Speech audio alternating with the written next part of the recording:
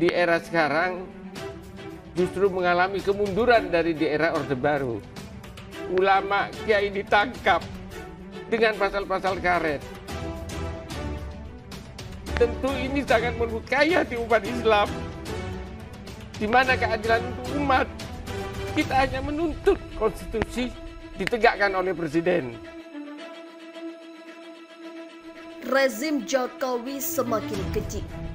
Ulama ditangkap, kebenaran dilahap, darah rakyat dihisap. Hashtag Sami'na wa Ata'na. Hukum di negara kita hingga saat ini belum pernah menjadi panglima. Baik. Hukum sering digunakan sebagai alat oleh panglima.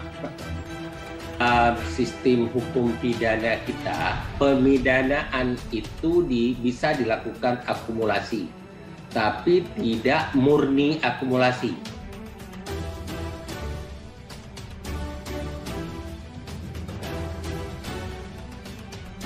Yang saya prihatinkan begitu mudah aparat keamanan menggunakan pasal-pasal karet permufakatan untuk makar.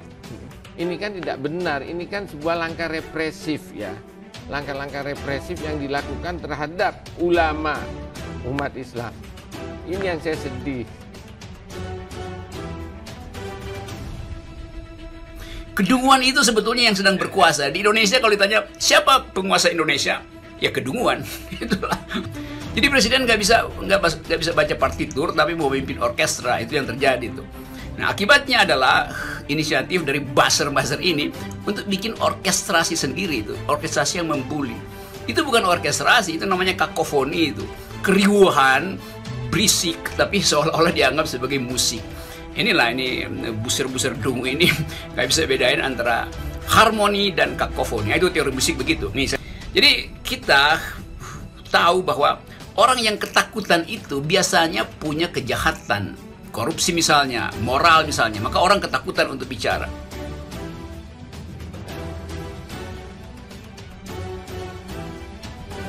Amar mungkar, nahi ma'ruf. Memerintahkan kepada kemungkaran, memfasilitasi kemungkaran, menganakmaskan para pelaku mungkar. Di sisi lain, nahi ma'ruf. Hal-hal yang baik dipersempit, dipersulit, situs-situs dakwah juga diblokir, ormas-ormas yang fasih menyuarakan syariat Islam juga dibubarkan, ulama-ulama yang lurus, kiai-kiai yang lurus, yang takutnya hanya kepada Allah ditangkap, dipenjara, bila perlu dibunuh. Kami, mahasiswa Indonesia bersumpah bertanah air satu, tanah air tanpa penindasan. Perlakuan KHRS dinilai keji. Faisal Assegaf, Pak Jokowi, saya dukung Anda bukan untuk penjarakan ulama. Demokrasi.id. Kritikus Faisal Assegaf mengaku kecewa dengan Presiden Joko Widodo yang dinilai tidak adil terhadap mantan Imam Besar Front Pembela Islam Habib Rizik Syihab. Faisal menilai hukum yang dijalani Habib Rizik atas sejumlah kasus terkait karantina kesehatan sangat tidak adil dan menyakitkan hati umat. Hukum seolah dijadikan alat untuk membungkam umat dan ulama yang kritis. Saya, jutaan umat, mengamati dengan serius soal perlakuan keji pada IBHRS. Hukum dijadikan instrumen kejahatan demi membungkam suara umat. Kita boleh berbeda politik, tapi harus jujur bahwa perlakuan pada HRS sangat irasional dan menyakitkan. Presiden Jokowi, saya kecewa. Sikap Anda tidak adil. Ucap Faisal Assegaf, Selasa 16 November 2021. Faisal sendiri merupakan pendukung Presiden Jokowi pada Pilpres 2019 lalu. Dia mengatakan dukungannya kepada Jokowi sebagai presiden bukan untuk memenjarakan para ulama. Dia berharap Jokowi proses hukum terhadap Habib Rizik sebelum ada kemarahan umat. Komitmen saya mendukung Anda Presiden Jokowi di Pilpres bukan untuk penjarakan ulama dan rakyat yang menuntut keadilan. Selama ini saya diam dan mengamati perlakuan keji pada IBHRS. Tidak ada gunanya mempertontonkan kejahatan. Semua itu HRS dihentikan sebelum umat bergerak dalam amarah. Ucap Faisal Assegaf. Dia menilai perlakuan tidak adil terhadap Habib Rizik akan memicu kemarahan umat, ibarat bara api di rumput yang kering. Presiden Jokowi, kekuasaan itu sesaat, tapi perlakuan keji pada IBHRS akan terus tumbuh bagai bara api di hati jutaan rakyat. Semakin lama perlakuan keji pada HRS, semakin menyiram minyak di rumput kering. Solusi bijak akhiri semua ketidakadilan itu dengan rekonsiliasi dan kasih sayang, ucapnya. Faizal berujar ulama pejuang berbeda dengan ulama yang hanya mencari keuntungan lewat proposal. Keduanya bagaikan air dan minyak.